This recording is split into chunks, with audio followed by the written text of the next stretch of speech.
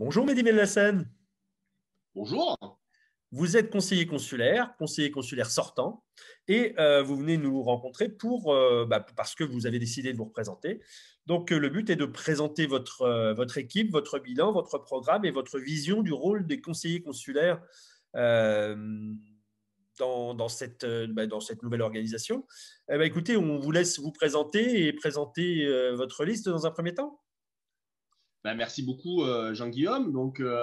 J'ai la chance, comme en 2014, de mener la liste Français du monde citoyens solidaires au Portugal. En 2014, nous avions eu la chance d'arriver en tête de cette élection et d'avoir deux élus, c'est-à-dire Francisca Castro et moi-même.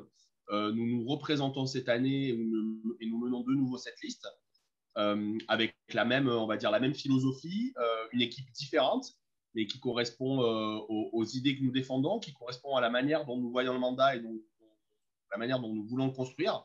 Ouais. Les 7 personnes qui composent la liste sont des personnes qui sont installées durablement au Portugal depuis un certain nombre d'années, qui sont alors on a coutume de dire luso-descendants pour certains, soit mariés et installés au Portugal avec des Portugais ou Portugaises de longue date.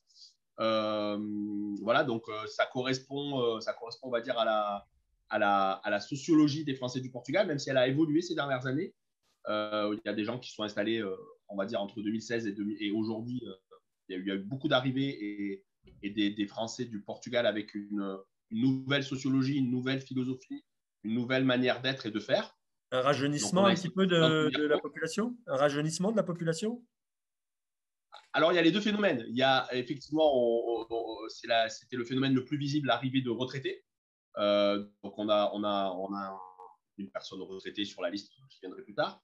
Et il y a effectivement eu un rajeunissement, enfin l'arrivée, on va dire, de nouveaux actifs, de nouveaux entrepreneurs à partir de 2016, 2017, 2018. Donc, D'accord. Francisca Castro sera ma seconde de liste. Les Français du Portugal la connaissent bien, puisqu'elle est déjà conseillère des Français de l'étranger depuis 2014. Elle est par ailleurs notaire à Cascais aujourd'hui, après avoir été à Esposane pendant de nombreuses années. Donc, c'est quelqu'un qui est à la fois localisé au nord du Portugal, puisque sa famille vit toujours à Esposane et à Cascais. Elle est par ailleurs vice-présidente de la Chambre des notaires portugaise et membre du conseil d'administration des notaires d'Europe. Donc, c'est quelqu'un d'assez solide sur tout ce qui est dossier juridique et voilà, tout ce qui est droit à la succession, fiscalité, etc., etc., qui est une personne ressource, on va dire, d'exception, et qui nous permet à la fois d'être intégré dans la société portugaise et dans les instances portugaises, même si, on y reviendra peut-être plus tard, le rôle des conseillers des Français et l'étranger n'est pas d'intervenir dans la politique du pays portugaise. Oui, bien entendu. Euh, En troisième position, Philippe Raposo nous fait l'honneur d'être sur cette liste. Les Français du nord du Portugal le connaissent bien, puisque Philippe a été pendant très longtemps vice-président de l'AFNP, l'Association des Français du Nord Portugal. Il est avocat de profession, parent d'élèves au lycée français de Porto. Donc voilà, une personnalité encore bien connue des Français du Portugal et bien ancrée dans la communauté à la fois française et portugaise. En quatrième position, nous avons Karima Gerjous, qui est localisée sur Pombal, donc plutôt dans le centre-ouest, qui est au Portugal depuis 1998, qui est mariée avec un Portugais, qui a longtemps travaillé pour la mairie de Pombal.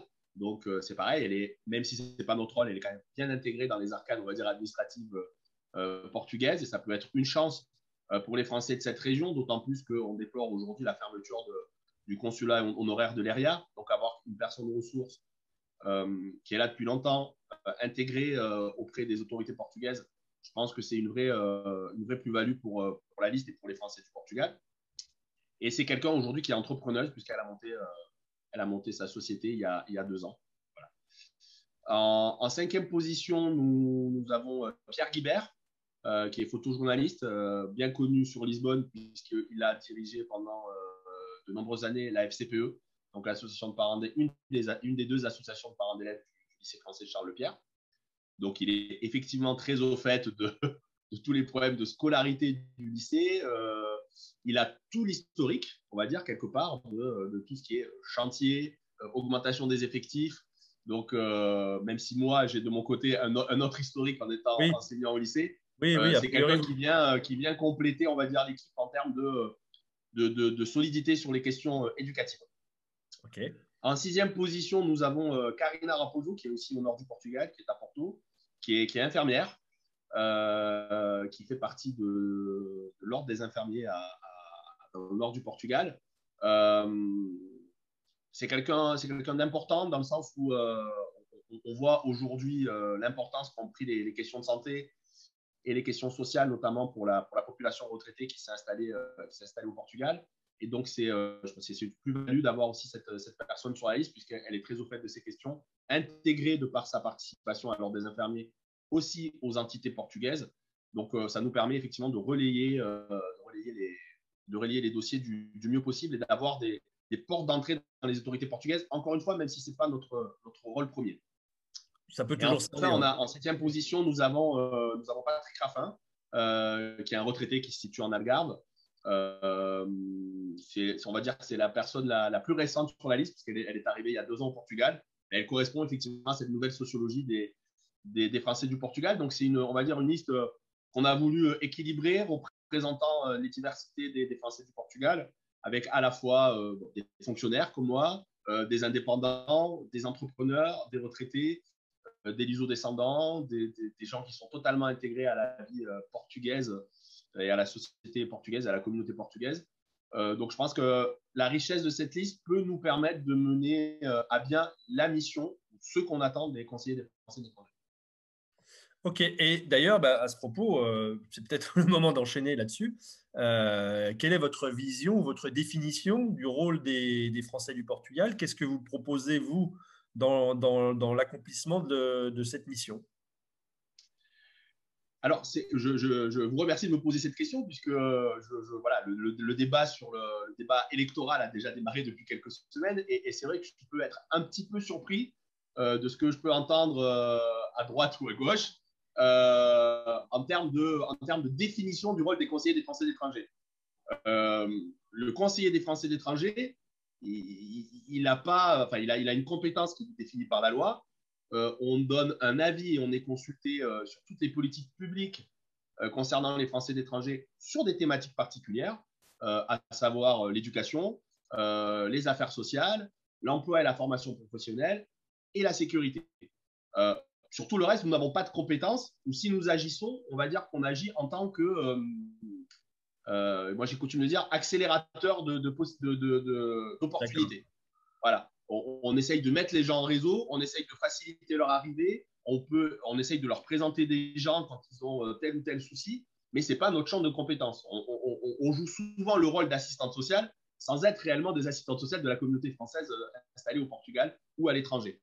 Donc, il faut savoir raison garder, je pense, sur ce que l'on peut faire, est-ce que l'on doit faire, est-ce que l'on peut réellement faire, et à la fois dans nos propositions et à la fois dans notre mode d'action. J'en parlais un petit peu en préambule, mais un conseiller des Français d'étrangers n'est pas un élu français dans la vie politique portugaise. Nous n'avons pas de moyens d'agir dans la vie politique portugaise, même si nous avons, entre guillemets, une entrée ici ou là et que nous essayons de faire remonter certaines interrogations. Je l'ai fait moi-même, par exemple, sur la question du RNH, en m'adressant directement à des députés portugais. Mais ce n'est pas notre rôle. On nous Oui, ça, propasserait notre rôle, puisque ça, c'est le rôle de l'ambassadrice qui pourrait nous rappeler à l'ordre si jamais nous rentrions dans des, on va dire, considérations diplomatiques. non seulement c'est pas Voilà. votre rôle, mais en plus, on imagine assez mal que le pouvoir politique portugais vous écoute, entre guillemets. Bah, déjà, il ne nous connaît pas. Voilà, oui, c'est ça, oui. Oui. Et s'il nous connaît, c'est parce que, entre guillemets, nous avons une implication dans la politique française qui fait qu'on peut avoir des relations privilégiées avec le parti frère. Voilà, tout le monde, même si la liste que je présente aujourd'hui est une liste étiquetée Français du Monde et soutenue par Français du Monde, tout le monde sait que je suis par ailleurs militant socialiste et que, effectivement, ça me permet d'avoir des relations privilégiées avec le Parti socialiste portugais. Et pour revenir sur l'exemple du RNH, quand le dossier du RNH a surgi avec insistance, notamment sur le projet de réforme et surtout sur le projet de requalification des RNH par la France, j'ai effectivement dialogué avec un certain nombre de députés portugais pour voir comment on pouvait sortir de l'impasse. Mais ce n'est pas à proprement dit mon rôle. Voilà. On le fait parce qu'on a cette possibilité-là, parce qu'on a des entrées quelquefois, Ouais. mais ce n'est pas la définition même de notre rôle. Exactement, exactement. Ok. Quelques orientations, quelques données programmatiques, comme on dit, un petit peu de programme. Alors, j'ai envie de dire que notre programme s'inscrit dans déjà l'action qui a été menée ces 7 dernières années. Je pense que nous avons un bilan à défendre et un bilan duquel nous n'avons pas à rougir. On est très fiers d'avoir accompli un certain nombre de choses justement sur les thématiques qu'on a évoquées auparavant, que ce soit sur la fiscalité, justement, que ce soit sur l'éducation, sur l'employabilité des Français qui arrivent au Portugal, etc., etc. Et donc, effectivement, le programme qu'on propose de développer pour les 5 prochaines années s'inscrit dans cette droite ligne. Ouais. Tout d'abord sur l'éducation, accompagner du mieux possible le projet d'extension. On constate depuis 2 ans que ce projet refait surface. C'est un projet que Francis Cacachpo et moi-même avions proposé en 2015. Nous avions proposé notamment de racheter, ceux qui étaient là s'en souviennent, de racheter le bâtiment de l'Institut français qui était Avenida Louis Bivard pour localiser les classes du lycée dans ce bâtiment pour le garder dans le giron de la communauté française et pour pouvoir continuer de profiter du bel auditorium que nous avions. Ce projet a été refusé à l'époque, puisqu'on nous disait qu'on n'avait pas la masse critique d'élèves pour pouvoir monter un tel projet. Et aujourd'hui, je vois que finalement, le projet d'extension du lycée français Charles Lepierre refait surface, puisque le nombre d'élèves augmentant, il devient visiblement urgent de déménager les classes de lycée. Bon, évidemment, nous n'allons pas nous dire et nous trouvons toujours que ce projet est une bonne chose. Et donc, nous souhaitons l'accompagner du mieux possible, notamment avec les éléments que nous avions développés à l'époque. Enfin, on imagine que le rachat d'un bâtiment existant aurait été 2 fois moins cher, et alors qu'il est, le lycée français aurait des surfaces supplémentaires. Sûrement c'est surtout qu'à l'époque, le bâtiment, c'est surtout qu'à l'époque, Jean-Guillaume, si je peux me permettre, le bâtiment appartenait à la France et le lycée n'aurait eu besoin que de le remettre en état et être locataire. Il n'y avait pas besoin de racheter. Voilà, donc là, effectivement. Beaucoup trop simple. On va dire que pour ne pas être totalement critique, c'est vrai qu'en 2015, il y avait cette montée en charge de la population française au Portugal, mais l'agence n'avait pas encore une visibilité totale de ce que ça allait être. Aujourd'hui, on voit qu'il y a urgence, effectivement, à trouver de la surface supplémentaire pour le lycée. Déjà parce qu'on est à l'étroit et aussi parce qu'il y a toujours des gens qui arrivent. Je veux dire, la proviseure a fait état hier du fait qu'il y ait encore 500 nouvelles demandes cette année pour rentrer au lycée français. Donc, il y a effectivement urgence à trouver des surfaces supplémentaires. Donc ça, c'est le premier point, on va dire, sur l'éducation. Le deuxième, c'est continuer à nous battre pour obtenir une meilleure participation de l'État dans le financement des lycées français à l'étranger. C'est un combat qu'on a mené notamment, pour ma part, à l'Assemblée des Français de l'étranger, mais on voit qu'il devient aussi prégnant et très urgent au lycée français Charles Lepierre, compte tenu de la situation financière du lycée. Le désengagement de l'État ces 3 dernières années, notamment par la suppression de postes de résidents, a conduit à augmenter la charge financière sur les familles. Et aujourd'hui, ce n'est plus acceptable. Donc, il faut effectivement se battre pour obtenir une meilleure participation de l'État, notamment par un rétablissement d'un certain nombre de postes. Et enfin, le dernier point sur l'éducation, je dirais qu'on doit continuer à améliorer les choses d'un point de vue des bourses scolaires. On s'est beaucoup battu, on a été force de proposition sur ça pendant 7 ans, aussi bien en conseil consulaire qu'à l'Assemblée des Français de l'étranger. On a obtenu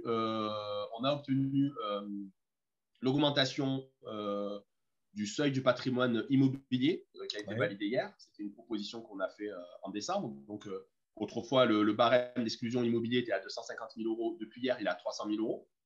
Et on a obtenu aussi l'augmentation on va dire, de ce qu'on appelle le plafond maximum revenu, donc qui était à 21 000 et qui est passé à 23 000. Donc tout ça a permis de faire rentrer plus de familles, mais on doit continuer ce travail-là, effectivement, de toilettage du barème des bourses pour faire en sorte qu'il soit plus inclusif. Okay. Voilà, donc ça c'était on va dire la première grosse thématique. La deuxième, c'est, je pense, les affaires sociales. On voit toute la polémique qui a surgi cette dernière semaine sur les certificats de vie. Ouais. Nos retraités sont embêtés par l'établissement de ces documents. Donc moi, sur les certificats de vie, je pense qu'il y a quelque chose à faire en urgence. Il y Ouais, a un problème qui n'a jamais été réglé, entre guillemets, c'est que les conseillers consulaires sont ou ne sont pas, il y a un flou juridique, habilités à établir ces certificats de vie. Voilà. d'accord. On a Ah oui, en notre ça possession. pourrait être. Votre proposition, c'était de rendre les conseillers consulaires, entre guillemets, compétents en la matière? Oui, comme les autres élus. Pourquoi pas? Ouais, ouais, En France, les élus locaux peuvent établir des certificats de vie. d'accord, ouais, ouais. On a un courrier de Marisol Touraine qui date de 2016 qui nous donne, on va dire, cette compétence-là, mais qui n'a jamais été traduit dans la loi. Donc nous, on D'accord. souhaiterait maintenant que ce soit traduit dans la loi pour pouvoir être utile à nos résidents, à nos Ouais, retraités, et ouais, ouais. pouvoir établir une fois par an des certificats de vie sans qu'ils aient forcément besoin de se déplacer à la Junta Trexia. Parce que ça se fait facilement à la Junta, mais le problème, c'est que derrière, ils doivent payer des frais de traduction, etc. etc. Si moi ou mes futurs collègues pouvions les établir par nous-mêmes, bah, ça éviterait certaines démarches Bien administratives. entendu. Je pense qu'on peut l'obtenir assez facilement. Il y a déjà un courrier de ministre qui nous donne cette compétence. J'ai des collègues qui le font, mais sans aucun fondement juridique. Donc moi, je préférerais pouvoir le faire et que nous puissions le faire, que ce soit traduit dans la loi. Et je Ouais, pense que la deuxième urgence, on l'a vu avec la crise du Covid, le Portugal n'a pas d'association de bienfaisance française. Et je pense que c'est un gros manque. On l'a vu au moment du Covid, puisque sur les 50 millions de fonds d'aide sociale exceptionnelle qui ont été attribués, elles ont été distribuées à travers ces associations de bienfaisance. Au Portugal, n'en étant pas doté dans un premier temps, comme je l'avais déjà expliqué dans votre antenne, nous n'avons ouais, rien reçu. ouais. Nous avons pu, entre guillemets, rattraper le coup, puisque c'est l'Association française du monde, ADFE Portugal, qui a reçu une subvention de 30 000 euros pour financer des tablettes. Mais Ouais. aujourd'hui, pour piloter d'autres projets, on a besoin d'avoir cette association de bienfaisance pour pouvoir aider nos aînés ou d'autres qui seraient dans le dénuement, frappés par la crise économique qui est liée au Covid ou autre. Donc je pense que c'est devenu aujourd'hui une urgence, la crise est venue le rappeler, et que nous devons nous mettre tous autour de la table, hein, quelle que soit notre obédience politique, les 4 conseillers consulaires qui seront élus en mai, et les associations déjà existantes reconnues d'utilité publique, pour tous ensemble créer cette association de bienfaisance. Ça, c'est quelque chose que nous pouvons faire de concret et qui est dans nos compétences, puisque c'est nous ensuite, en conseil consulaire des affaires sociales, qui feront remonter les demandes de subvention de chaque association de bienfaisance dans le monde. Donc nous n'en avons pas au Portugal depuis des années, ou du moins nous en avons une qui est totalement inopérante. Je pense qu'il est maintenant urgent d'en recréer une. En termes d'emploi et formation professionnelle, c'est pareil. La crise du Covid est venue rappeler que certains Français se retrouvent soit au chômage, soit à la tête de restaurants, d'entreprises touristiques qui sont malheureusement qui traversent une sale période aujourd'hui. Oui, Donc, ça, je pense que il y a un conseil consulaire pour l'emploi et la formation professionnelle. Nous regrettons que depuis 2 ans, ils ne se soient pas réunis. Nous n'ayons pas pu débattre de ces sujets-là. C'est un champ de compétences important. Je pense que nous devons relancer ce conseil consulaire et que nous devons faire en sorte qu'il soit opérant pour trouver des solutions pour nos concitoyens. Comment faire en sorte qu'il soit opérant? La DFAE a proposé, enfin pas proposé, a redéployé les 1,1 million inutilisés du staff vers justement de l'aide aux auto-entrepreneurs. J'ai proposé ce lundi à l'ambassade et au consulat j'ai sollicité même une subvention pour obtenir une partie de ces 1,1 million pour les auto-entrepreneurs français au Portugal. Aujourd'hui, j'attends une réponse et j'espère qu'elle sera positive, puisqu'on en revient toujours au même problème. Nous n'avons pas d'association de bienfaisance, et donc nous ne pouvons pas faire candidater l'association de bienfaisance à ce fonds. Or, je pense que nous sommes un des pays d'Europe où les entrepreneurs français sont le plus touchés oui, par la crise du Covid du fait de leur implantation dans le secteur touristique. Donc, j'espère que cette demande de subvention sera acceptée, puisque nous avons jusqu'au 30 avril pour candidater pour ces subventions. Donc, ça nous signifie l'avons que fait via Français du Monde ADFE et j'espère que nous pourrons l'avoir. l'association de bienfaisance, ce serait un petit peu le contenant, le réceptacle de tout type de subventions qui sont voté par le gouvernement français et qui serait en gros le tamis pour ensuite saupoudrer ces subventions sur les gens qui en ont besoin au Portugal. Exactement, exactement. Là, moi, ce que j'ai proposé et ce qui sera à faire, on va dire, par la prochaine équipe des conseillers des Français de l'étranger, si on nous accorde cette subvention, donc c'est Français du Monde Portugal qui servira de réceptacle, mais c'est pas à Français du Monde Portugal de répartir cette subvention. Ouais. Je veux que ce soit le travail des conseillers consulaires par l'intermédiaire de ce conseil consulaire pour l'emploi et la formation professionnelle que nous devons relancer et qui sera, donc les 4 conseillers des Français d'étrangers seront autour de la table, ainsi que la Chambre de commerce ou d'autres acteurs économiques qui pourront du coup essayer de sélectionner au mieux les dossiers des entrepreneurs qui nous auront contactés parce qu'ils sont en difficulté. Mais on a ce vrai problème juridique de base, c'est que nous n'avons plus d'association de bienfaisance qui est opérante aujourd'hui au Portugal. Et donc, on ne peut pas recueillir les subventions et ensuite les répercuter aux gens qui en ont besoin. Effectivement, je pense que c'est un problème majeur. OK. En fait, dernier point, il pourrait y en avoir plein d'autres, mais on va dire dernier point qui pour nous est important depuis 7 ans et sur lequel nous continuerons d'essayer de travailler, c'est l'accès à la culture française. Voilà, l'accès à la culture française, on l'a plus ou moins évoqué quand on a parlé du problème éducatif, a été très fortement impacté par la fermeture du bâtiment historique de l'Institut français. Ouais. C'était un bâtiment où les associations reconnues d'utilité publique, que ce soit l'UFE, que ce soit Français du Monde, que ce soit Lisbonne Accueil à une certaine époque, utilisaient notamment l'auditorium pour organiser des spectacles, pour mettre de la culture française à disposition de la communauté française au Portugal. Aujourd'hui, c'est plus difficile puisqu'on n'a pas accès à ces bâtiments, mais on a essayé pendant ces 7 années de mettre en œuvre des manifestations culturelles. On a fait venir des artistes de France, on a fait venir des troupes de théâtre, on a fait venir des chanteurs. On se propose de continuer à faire ça. On a organisé la fête de la musique dans laquelle vous étiez partie prenante. Oui. C'est des choses que nous voudrions continuer à faire, pour lesquelles on a déjà contacté un certain nombre d'artistes et qu'on espère pouvoir faire si la situation sanitaire le permet, bien évidemment. Pour l'instant, sur ces 2 dernières années, sur cette dernière année, on avait des projets qui n'ont pas pu voir le jour parce que la situation sanitaire ne l'a pas permis. Mais, bien sûr. Par exemple, l'an dernier, le 28